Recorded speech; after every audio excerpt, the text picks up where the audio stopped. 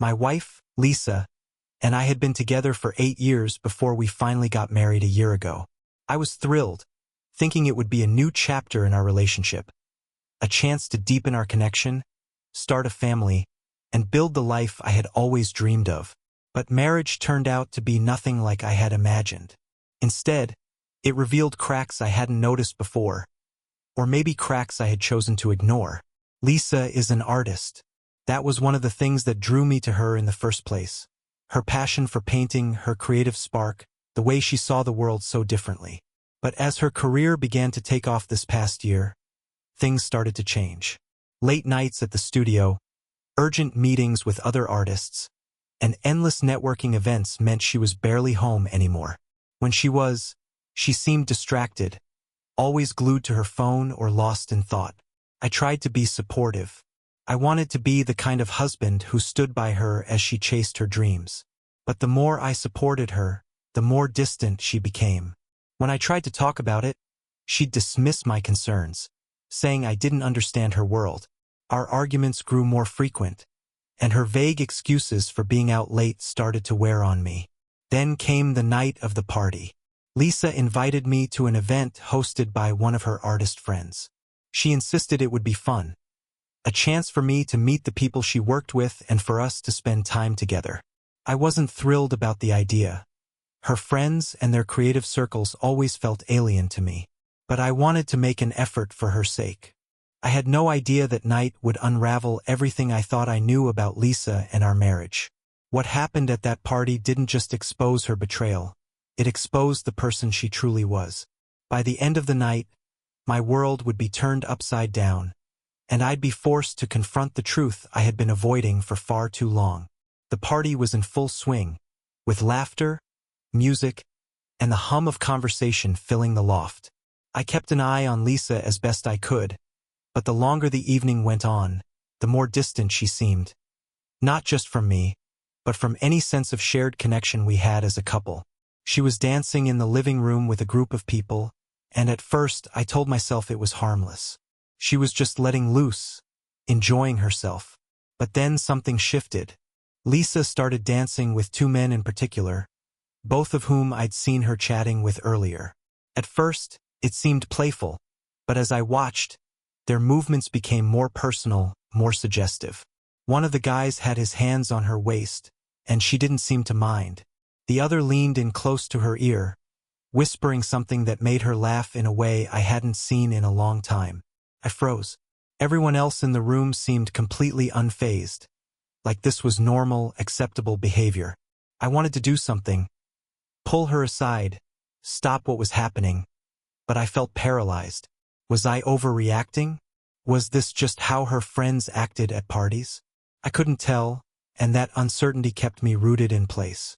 The tension inside me grew unbearable, so I stepped outside for some air. The cold night breeze felt like a slap to my face, waking me up from whatever haze I'd been in.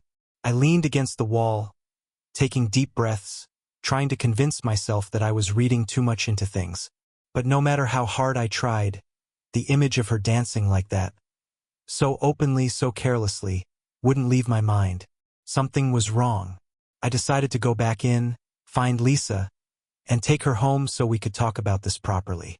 When I returned to the living room, she was gone. I scanned the space, hoping I'd see her at the snack table or chatting with someone new. Nothing. I moved through the loft, checking the kitchen, the gallery area, and even the balcony. Still nothing. My heart started pounding faster. Then I heard it. A muffled sound coming from the hallway at the back of the loft. Laughter, whispers, and the unmistakable sound of a door closing. My gut twisted. I followed the noise, my footsteps growing quieter as I approached the source. At the end of the hall was a closed door. I stood there for a moment trying to steady my breathing. My hand trembled as I reached for the doorknob. I didn't want to open it, but I had to. The sinking feeling in my chest wouldn't let me walk away.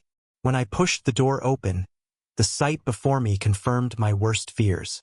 Lisa was there, disheveled and flushed, standing too close to one of the men she'd been dancing with earlier. Her hair was messy, and her dress looked like it had been hastily adjusted. The man, equally disheveled, froze the moment he saw me. The room reeked of betrayal. "What is this?" I asked, my voice low but filled with restrained fury. Lisa didn't even flinch. She crossed her arms and gave me a defiant look. "Calm down, Nathan," she said, her tone dripping with irritation. "You're overreacting." "Overreacting," I repeated, my voice trembling with anger. "I walk in on this, and you're telling me to calm down?" The man mumbled something about not knowing she was married, and bolted past me, avoiding eye contact. I didn't stop him. My focus was entirely on Lisa. She sighed, rolling her eyes as if I were the one inconveniencing her.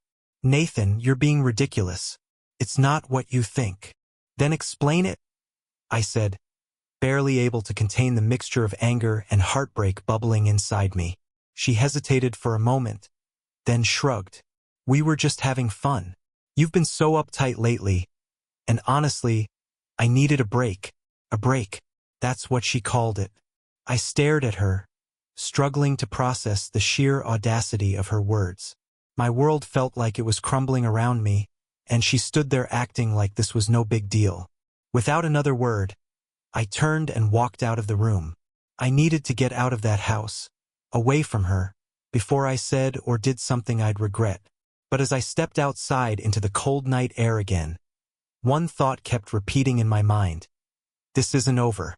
The drive home was silent, but my mind was anything but. My hands gripped the steering wheel tightly as I replayed everything I had seen and heard. Lisa didn't even try to follow me when I left the party. She didn't call, didn't text, nothing. It was as if my reaction meant nothing to her. By the time I pulled into the driveway, I was teetering between heartbreak and fury. I sat in the car for a few minutes trying to gather my thoughts.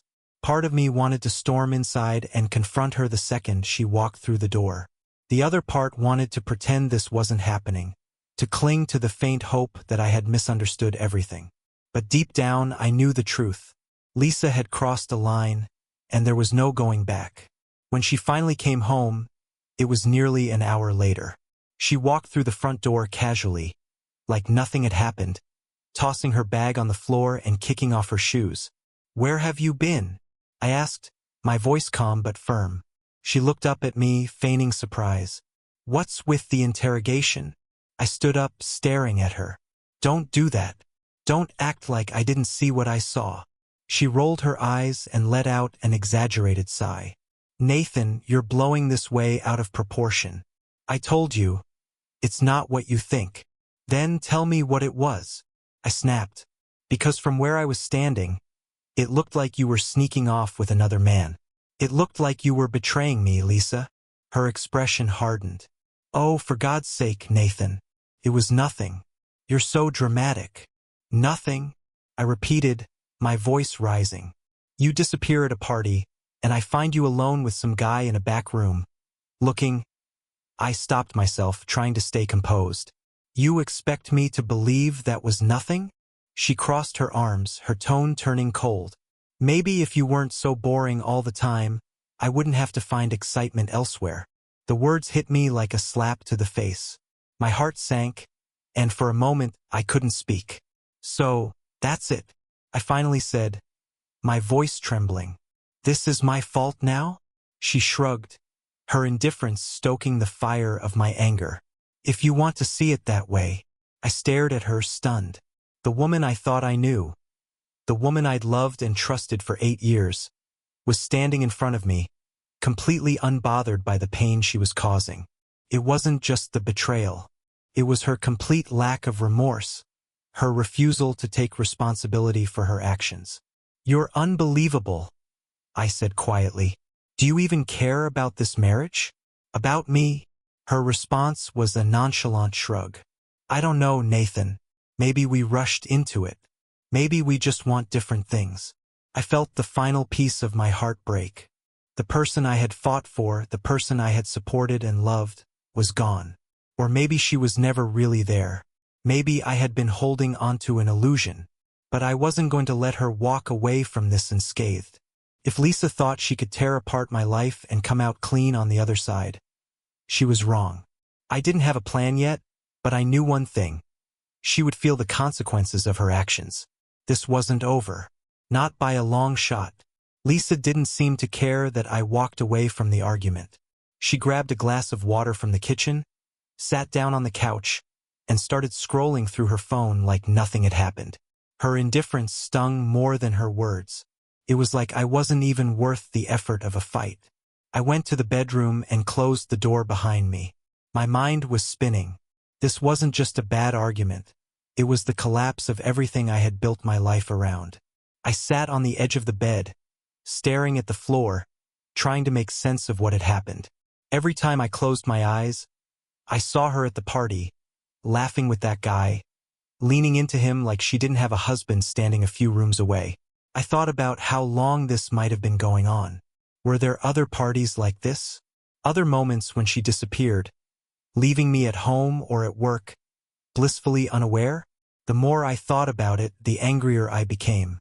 My trust had been shattered, and all I was left with was doubt and rage. Then an idea struck me. I remembered the man at the party mumbling something as he left. Something about not knowing she was married.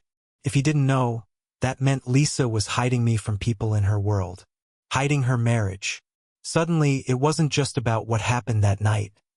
It was about the bigger picture. How many people in her life thought she was single? How far did her lies go? I pulled out my phone and started digging. I checked her social media accounts, scrolling through her recent posts. Most of them were about her art, pictures of her at galleries or with her friends.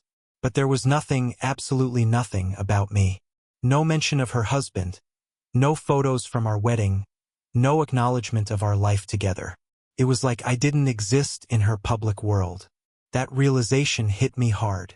She wasn't just unfaithful. She was living a double life, pretending to be someone she wasn't. I felt like a fool for not noticing sooner. As I sat there, my anger gave way to something colder, more calculated. I wasn't going to let her get away with this. If she wanted to treat me like I didn't exist, then I'd show her exactly what that felt like. I began making a plan, one that would make her regret everything she had done. Lisa didn't come to bed that night. I could hear her laughing quietly at something on her phone in the living room.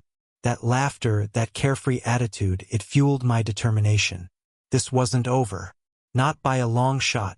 By morning, I was no longer the stunned, heartbroken man I had been the night before. The hurt was still there, but now it was accompanied by a sharp clarity. Lisa's betrayal wasn't going to end with me sulking in silence. I was done being the quiet, supportive husband who let things slide. It was time to act. Lisa woke up late, as if nothing had happened. She strolled into the kitchen wearing the same smug expression from the night before, pouring herself coffee and scrolling through her phone, like she didn't have a care in the world. I sat at the table, silently watching her. "Are you just going to sit there all day?" she finally said, not even bothering to look up from her screen. I didn't answer. Instead, I got up, grabbed my keys, and left the house without a word. I had a plan to set into motion, and I didn't need her knowing anything about it. First, I visited a friend of mine who worked in IT. Jake was one of those guys who could pull up anything from anywhere with just a few clicks. We hadn't spoken in a while, but he owed me a favor, and I wasn't shy about cashing it in. I told him I needed access to Lisa's phone activity. Nothing too invasive, just enough to confirm what I already suspected. Text messages, call logs, and emails.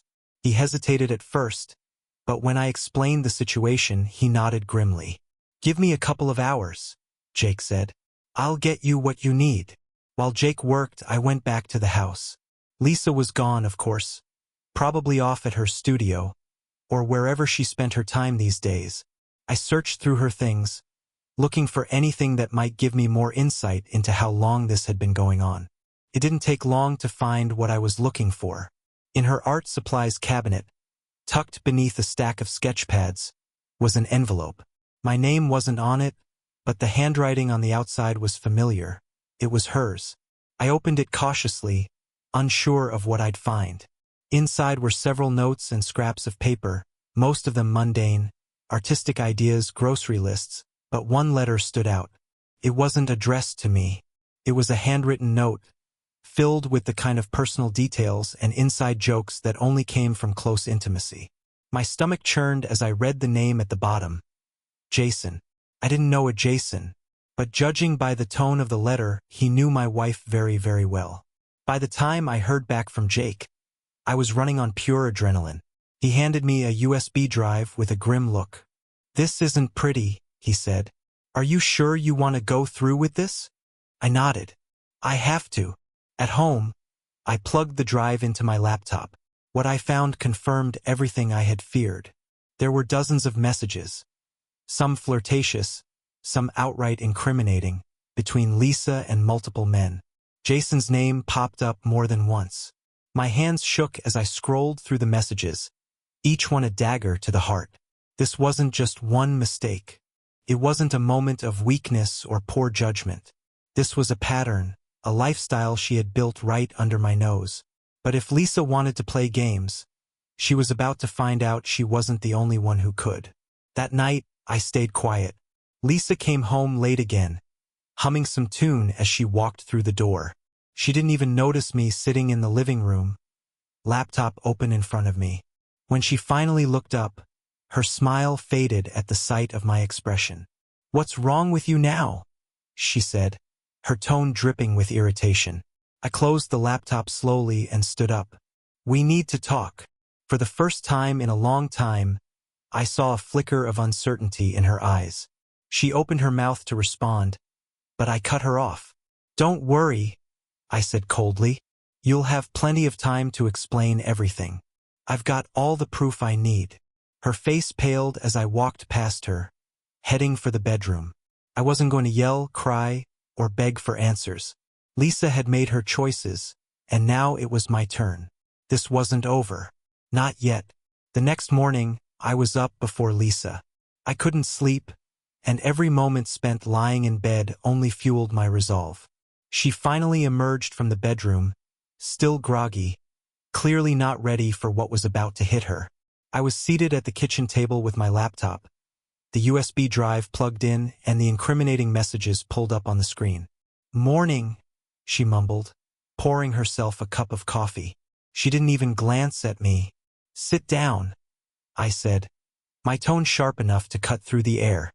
Lisa froze, her mug halfway to her lips. "What's your problem now?" she asked, her voice laced with irritation. I turned the laptop toward her, the screen glowing with messages between her and Jason. The color drained from her face as she stepped closer, scanning the words she had written. Messages that left no room for doubt. She set the coffee mug down with a shaky hand. "Where did you get this?" she demanded, her voice defensive. "That's what you're worried about?" I shot back. "Not the fact that you've been sneaking around behind my back? Not the fact that you've been lying to me for God knows how long?" Lisa crossed her arms, her face hardening. "You went through my private messages? That's a serious invasion of privacy, Nathan." I laughed bitterly. "Privacy? Are you kidding me? You lost the right to complain about privacy the second you started cheating on me." Her jaw tightened. "It's not what it looks like." "Oh, really?" I said, standing up. "So all these late nights, all these creative meetings, all these messages to Jason and who knows how many others, that's all just one big misunderstanding?" She opened her mouth to respond but stopped herself, her eyes darting toward the laptop. I could see the wheels turning in her head as she tried to come up with an excuse. "It wasn't serious," she finally said, her voice quieter now. "It didn't mean anything."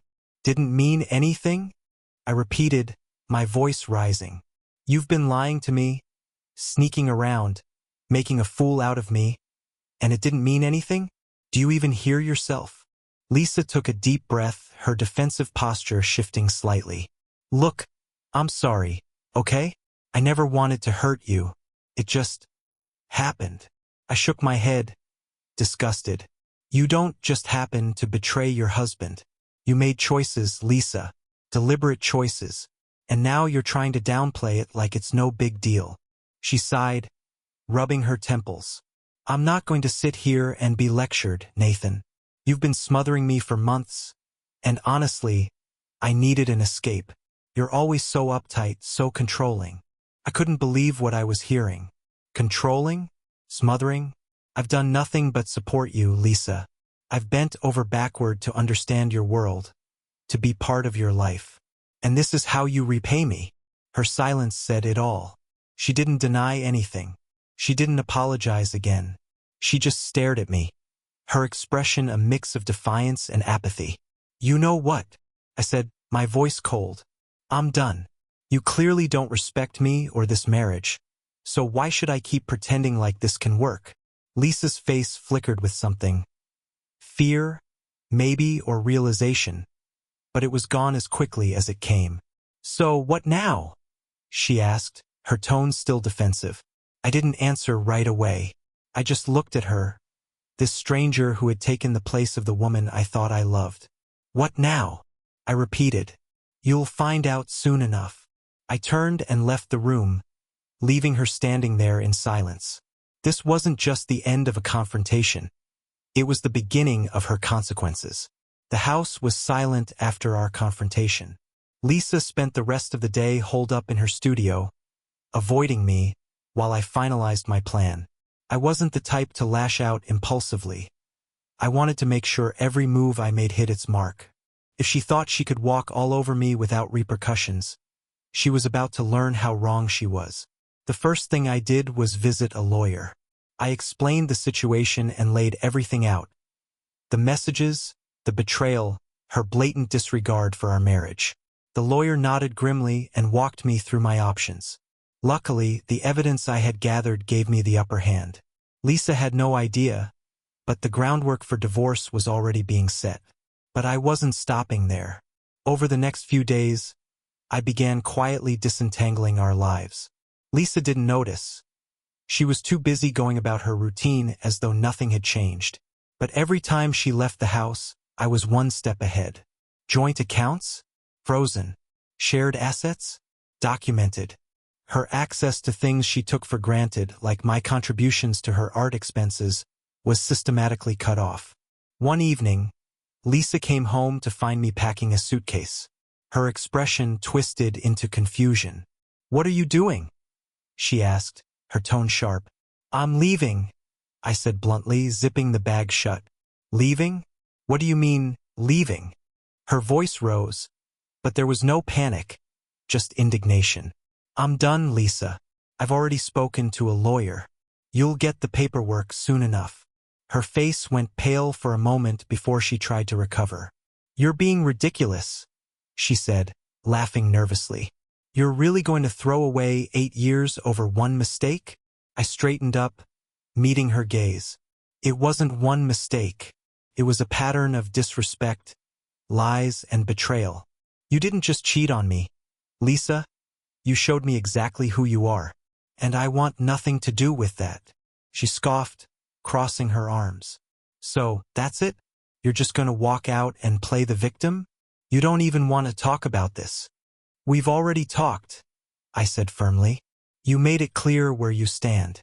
Now it's my turn to make a choice. For a moment, I thought I saw regret flash across her face, but it was gone as quickly as it appeared. Instead, she smirked, the same infuriating expression she'd worn at the party. Fine, go. See if I care. I grabbed my suitcase and walked toward the door. Oh, and one more thing, I said, pausing in the doorway. You might want to check your phone. Jason knows about me now. I made sure of it.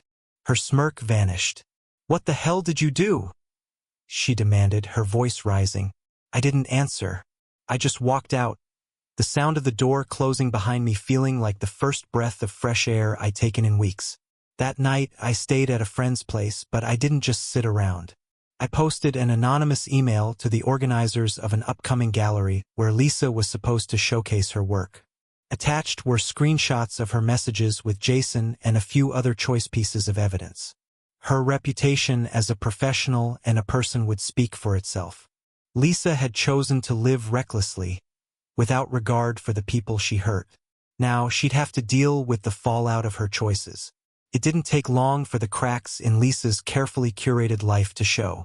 Over the next few days, the fallout of my actions began to ripple through her world. I didn't take any joy in it, but I wasn't going to protect her from the consequences of her choices either.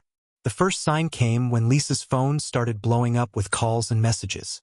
I wasn't there to see her reaction, but I could imagine the panic on her face when Jason and some of the other men she'd been talking to realized they weren't the only ones. Her web of lies was unraveling, and she had no one to blame but herself. A few days later, Lisa's biggest professional hit came. She had been preparing for months to showcase her work at a prominent gallery opening. A career-defining moment for her. When I heard the news, I almost felt bad for her. Almost. One of the gallery organizers called me, probably to confirm the anonymous email I'd sent. I didn't give them many details, but I did confirm that Lisa's behavior had been far from professional. That was all they needed. The next day, I heard from mutual acquaintances that Lisa's name had been quietly removed from the event roster. Lisa came home that evening, slamming the door behind her. I was still staying at a friend's house, but she called me almost immediately. Her voice was sharp, laced with desperation. "You ruined my career," she shouted when I picked up. "Do you have any idea what you've done? Ruined your career?" I replied calmly. "No, Lisa, you did that yourself.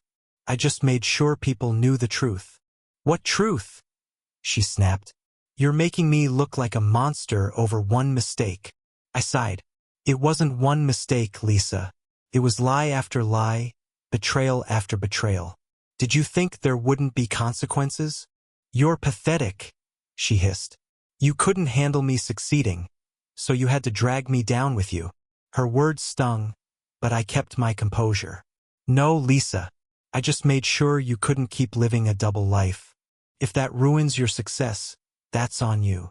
She hung up on me, and for the first time I didn't feel the usual pang of guilt or regret. Instead, I felt relief. I had done what I needed to do to protect myself from her toxicity. The weight of her betrayal was finally starting to lift. That same night, I received a message from Jason. It was short and to the point. "I didn't know she was married. I'm sorry, man. I cut ties with her. It wasn't much, but it was enough." Lisa's safety net was gone, her lies exposed, and her reputation tarnished. She had underestimated me, thinking I would crumble under the weight of her betrayal. Instead, I had shown her that actions have consequences. By the end of the week, I finalized my plans with the lawyer. The divorce papers were ready, and I made sure Lisa would be served in a way she'd never forget. She might have thought she could humiliate me, but I wasn't going down without a fight. The day Lisa was served the divorce papers was one of the most surreal moments of my life. I had been waiting for this, bracing for her reaction. She called me almost immediately after the papers were delivered. Her voice a mix of fury and disbelief. "You're really going through with this?" she demanded. "You're just going to throw everything away?" I held the phone tightly, feeling a strange mix of sadness and relief. "You already threw everything away, Lisa. I'm just making it official." "You're being vindictive," she spat. "This is about revenge, not love." For a moment, I almost doubted myself. Almost. Then I remembered every late night, every lie, and every dismissive look she had given me when I tried to hold our marriage together. She had made her choices, and now I was making mine. "No, Lisa," I replied evenly. "This is about respect I should have demanded a long time ago. You didn't value me or our marriage, and I refuse to be treated like an afterthought anymore." She tried to argue, but I ended the call before she could get another word in. There was nothing left to say. Over the next few weeks, I focused on rebuilding my life. It wasn't easy. The end of an 8-year relationship doesn't come without pain, and there were nights when the loneliness crept in, threatening to pull me under. But for the first time in a long time, I felt free. Free from the constant doubt, the walking on eggshells, and the endless attempts to make someone happy who clearly didn't value me. Lisa, meanwhile, wasn't doing so well. Word spread quickly in her professional circle about the affair, and her once busy schedule began to clear. Her gallery appearances dried up, and her social media presence became noticeably quieter. It was strange seeing her world crumble from a distance, but I didn't take any joy in it. I just felt done. One day, I received a text from her. It was brief and surprisingly sincere. "I'm sorry for everything. I didn't realize what I had until it was gone." I stared at the message for a long time before deleting it. There was nothing left to discuss. Her apology didn't change what had happened, and it didn't undo the damage. Sometimes, people don't appreciate what they have until it's too late. Lisa had learned that lesson the hard way. Looking back, I realized this wasn't just about Lisa's betrayal. It was about me finally learning to stand up for myself, to demand the respect I deserved. I had spent so much time trying to fix something that was broken beyond repair, hoping love would be enough to bridge the gaps. But love isn't a one-way street, and it can't survive without trust. To anyone reading this who might be going through something similar, my advice is simple. Know your worth. Don't let someone else's selfishness make you question your value. It's better to walk away with your dignity intact than to stay and lose yourself trying to fix someone who doesn't want to change. Life moves on. People heal. And as painful as it might be, sometimes losing someone who doesn't truly value you is the best thing that can happen.